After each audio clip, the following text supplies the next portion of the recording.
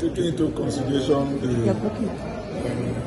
the concern of the court that they are all foreigners who have no relations here, I think it's fair. And we are ready to meet up the condition of the bail so that they can come out, so that we can profile them and ensure that they take proper break to conduct the trial.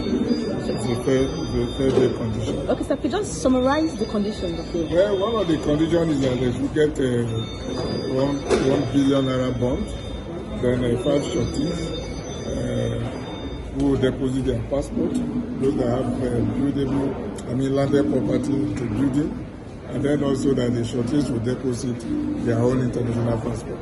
So I think it's adequate enough to ensure that they attend their trial, and to me it's fair in view of the circumstances of this case. Last sir, to be clear, 1 billion per defendant? No, for all of them. All of them. Okay. It's a bond. Okay. And we will need that. Okay. And we will ensure that they stand for their trial. Okay. And remember, they are all innocent. Thank you, sir. Thank you, sir.